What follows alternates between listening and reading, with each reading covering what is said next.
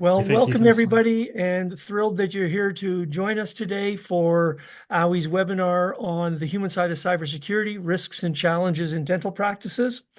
A couple of housekeeping items first.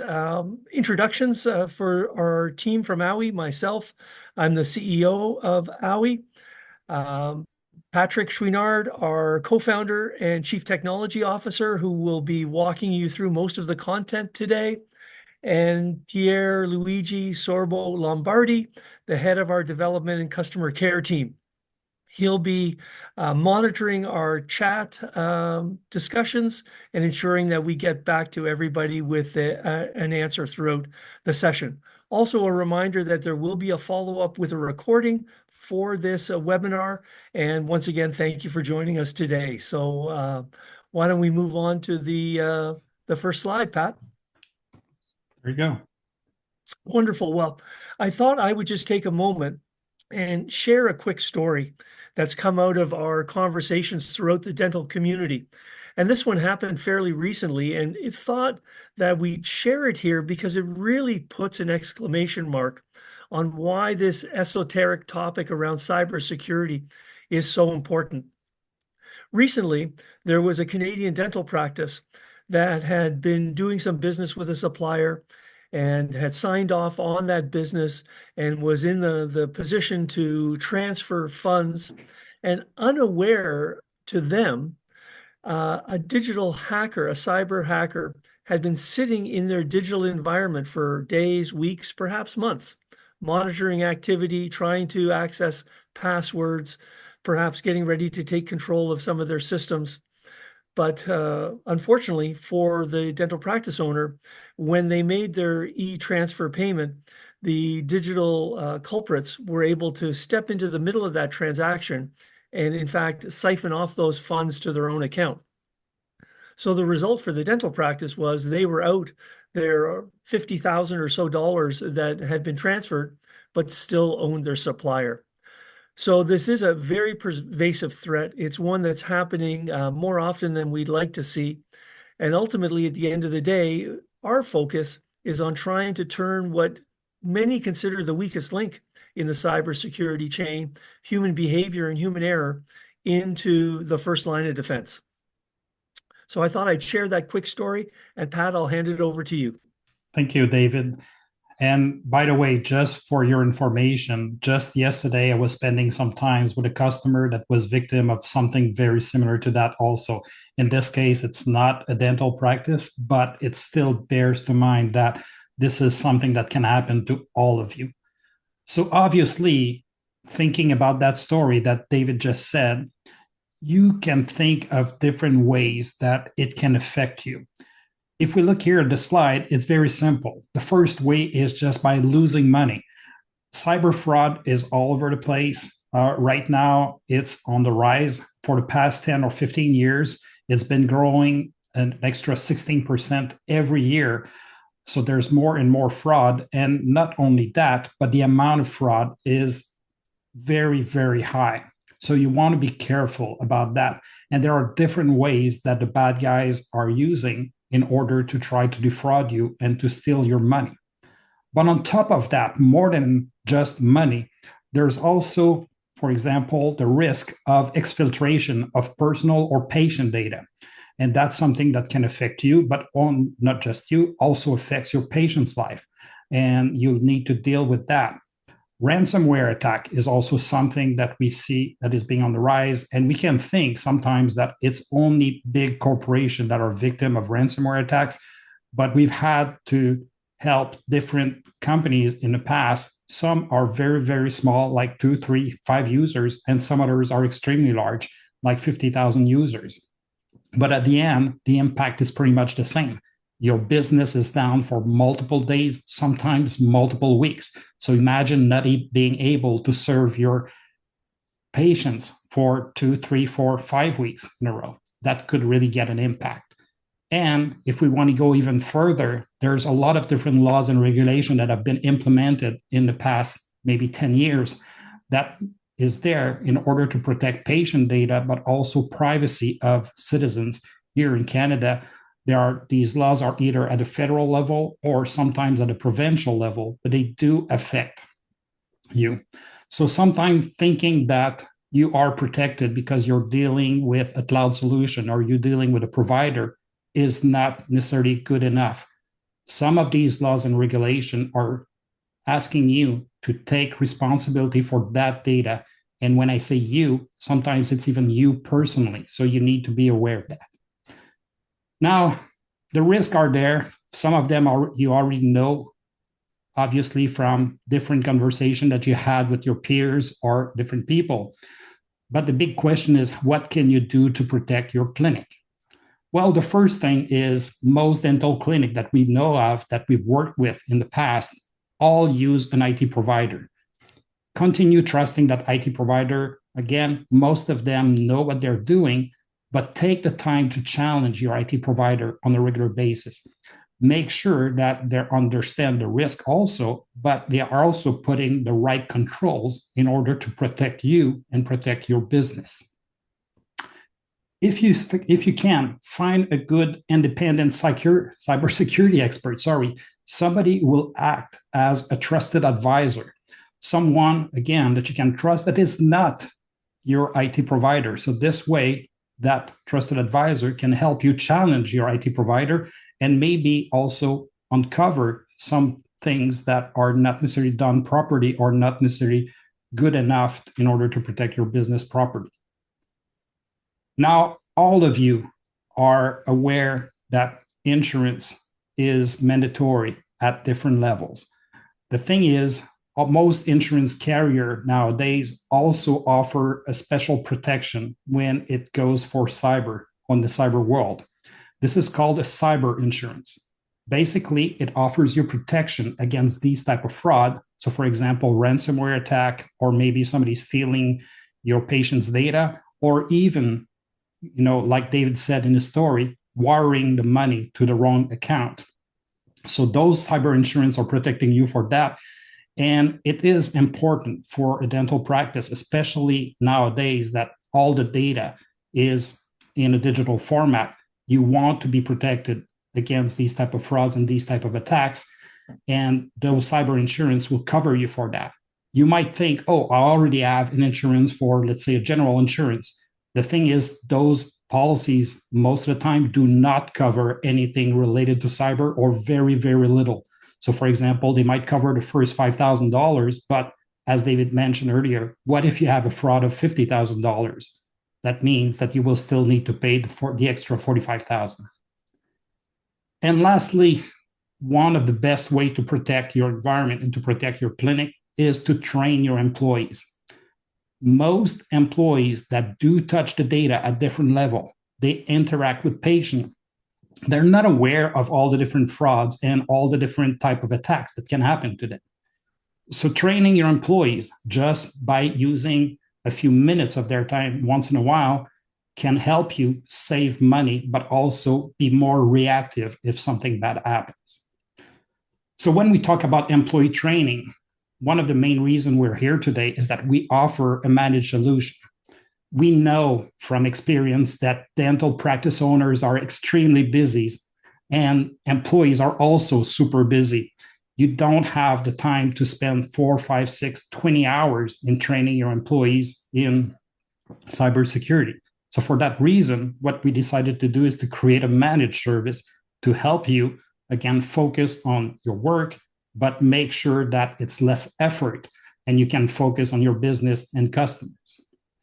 So the solution is very simple. What we do is we have an online application. So basically something that you go on the web that allows us to send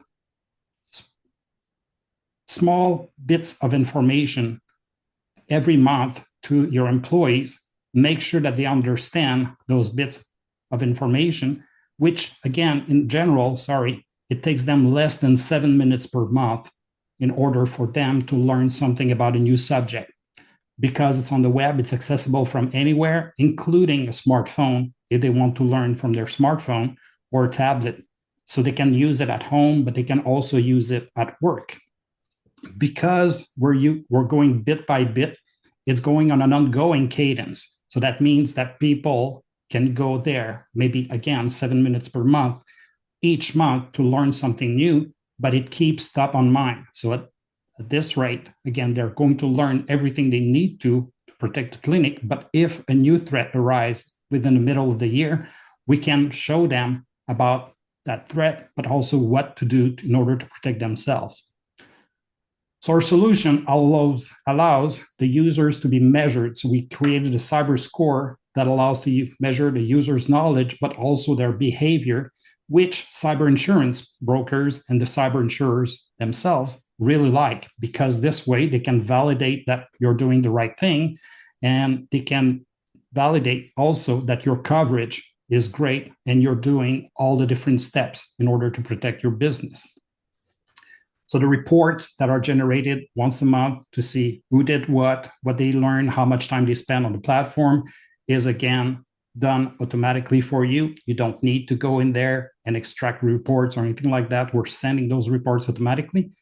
And the solution is culturally agnostic. So we wanted to make it as easy as possible for users to learn and make sure that it's non-threatening for them, because again, cybersecurity is something that is not part of their education, if you want, and they want to be able to learn about that, but in a non-threatening way. What we can do also with the solution is change their behavior. So obviously improve the way that they use your IT systems and share patient data only with the right people. And we can also extend that. So the solution can be extended to family members. So if you want to, for your employees to benefit that, every lessons in there are fairly simple, like I said, but it can also be used at home in order to change their behavior, but also improve their cybersecurity at home. So if their family is safer, guess what? They might sleep better, but also be less distracted if something happens to their family.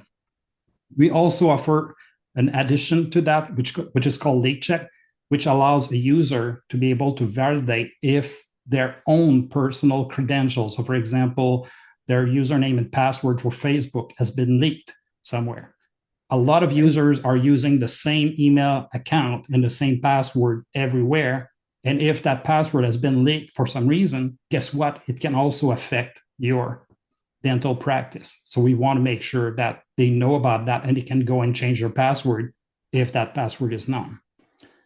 And Pat, one quick comment just on the previous slide to point out for everyone is the extension of the application to family members of employees is at no charge. It's part of the purpose of our organization to try and make the world a little more cyber safe. And that's one way that we can both make the world a little more cyber safe, but also make the relationship between the dental clinics and their employees stickier and extend that benefit to employee families. Absolutely. That's a great add-on there. Thank you, David. So let's take a quick look here at the interface. And again, just to repeat myself, we wanted to make it non-threatening, so very easy to navigate, very easy to go to. And I think there was a question even in the chat about the product. Is it specific to a clinic, or can user use it at home, or general employees can use it to learn about cybersecurity? And it was meant for generic users or general users. So there are some content that can be specific to dental world or to a dental clinic, but most of the content in there is very general. And again, we want the users to know about those threats, not just at work, but also at home. All right, so the interface, very simple, like I said, and I'm not going to spend too much time here.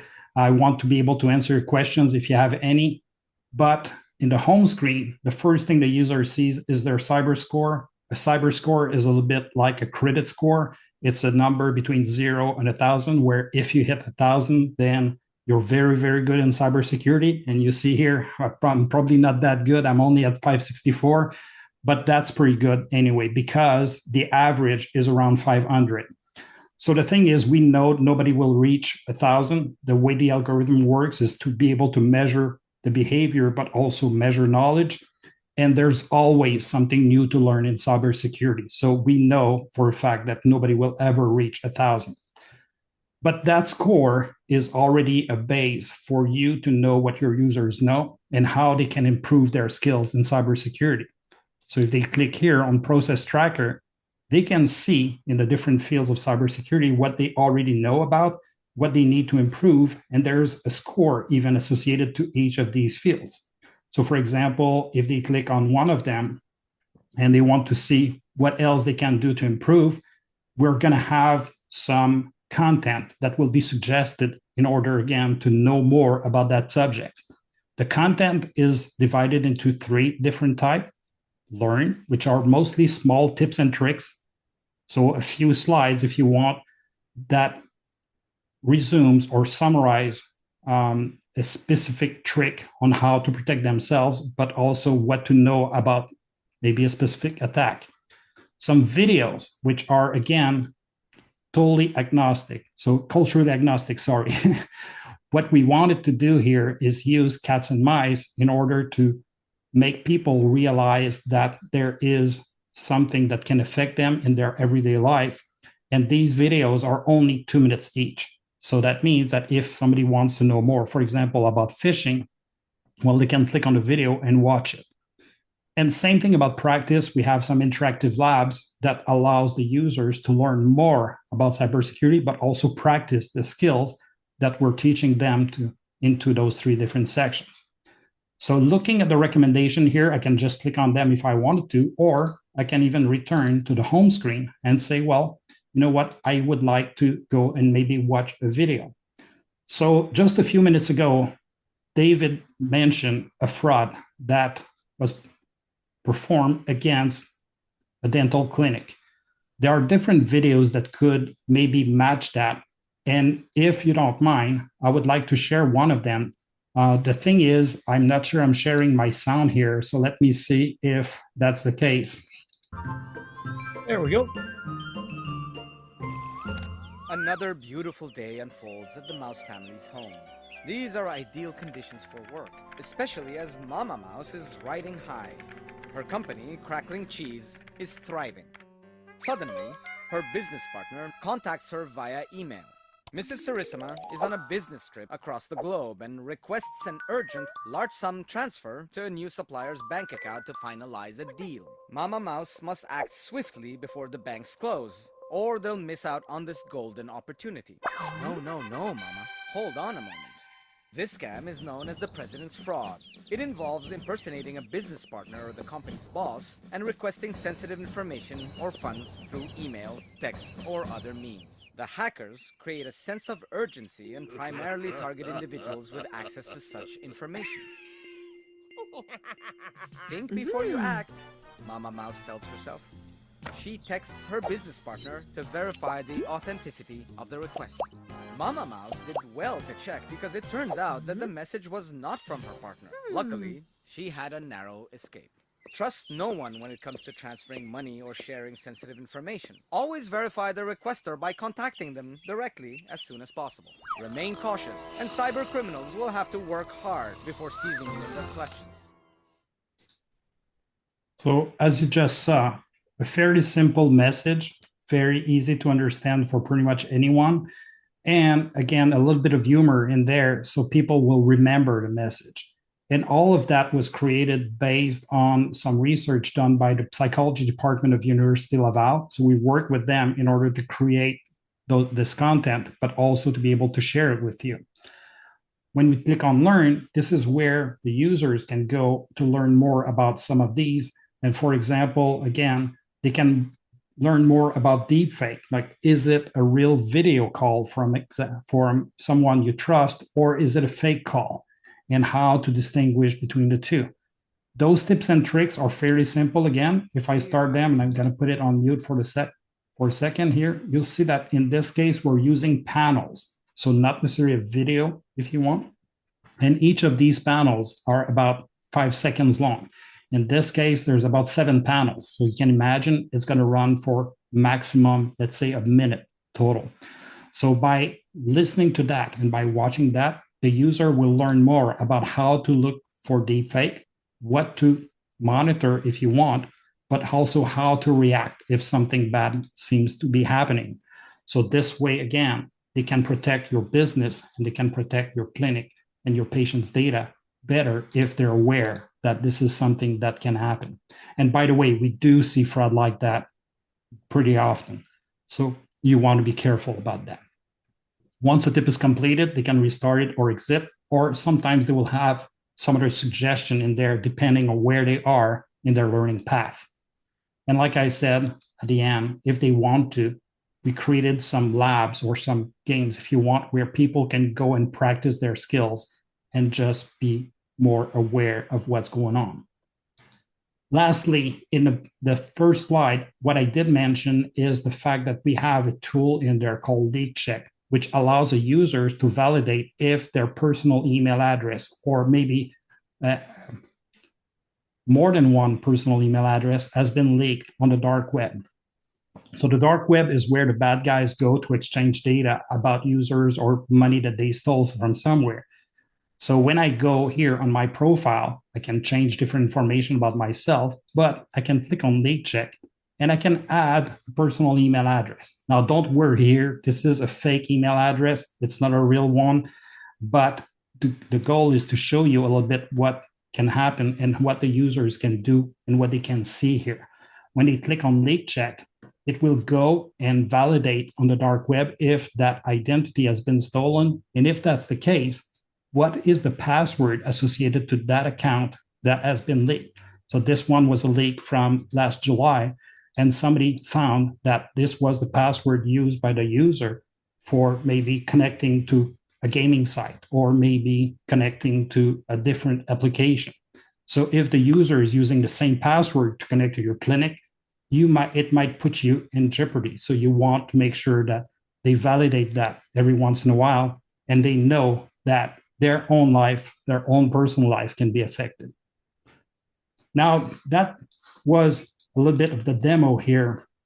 So technically, again, what we wanted to show you and where we wanted to go is that cyber frauds and attack can affect your dental practice, and they do affect them. So we talk regularly at the CDA level, ODA level, and other dental association throughout the country. And we've known that there are different frauds that have been happening, especially, I guess, in the past 2 or 3 years. So you probably heard about other clinic, which was victim of fraud. I know David mentioned one of that story earlier. And we talked about a solution to help you, or solutions, I should say, to help you better protect your practice. So take a look again at what your IT company does, but also take a look at your cyber insurance. If you have one or not, ask your broker about cyber insurance. Lumi is our application that has been built and is there in order to help you change your users' behavior, but make them more aware of all the different threats, and you can use it in order to protect yourself. If you want, if you have more questions, you can contact us. This is the generic email address to reach any of us. So both me, Pierluigi, or David here on the call. You can also go on the website. So if you go on our website and you click on packages, you can decide to subscribe to a package for 1 or 3 years, depending on how many users you have in your clinic. And because you attended the webinar here today, you have a discount code that you can use at checkout. Just use the code LTD20 to get a 20% discount on the normal subscription, and you'll be good to go. Thank you very, very much for listening to me. I know there were some questions, I think, in the chat, so let's take a few minutes here to answer some of them. Was there questions on the chat, Pierluigi, that I haven't answered? I don't think so, Pat, but it would be great if we could use the remaining minutes that we have to either field them verbally or invite the folks to pop those questions into the chat. We'll be real happy to answer them. I know that some people might not be able to view the questions that were asked in the chat before they got into the session. So this webinar was recorded, or is being recorded, I should say. So if you want, we can email you a link to a copy of that, so you'll be able to view it or even share it with some other members of your dental clinic. There was also a question about certificates. So technically, we don't right now issue a formal C certificate, but if you think you can use the time here in the webinar as your C, Credit. we can, as your credit, yes, we can certainly issue you a certificate. Please just send an email to info@awee.tech and we'll be glad to issue one. I don't remember, was there any other questions or anything else from anyone? Not sure. That's pretty much the sum total of all of the questions that I think have been asked so far. Although, folks, we do really, really, really look forward to any questions you have. Is there anything that you saw here today that was interesting? Anything that kind of piqued your interest and you'd really like us to maybe expand on it a little bit more? We'd be really thrilled to do that. Absolutely. And thank you very, very much for joining us today. Again, that was a very quick webinar. Hopefully you learned something about cybersecurity today, and you'll be able, like I said, to just go on a website and learn more about our solution if you want to. Thank you again. Thank you very much, everybody. Bye-bye.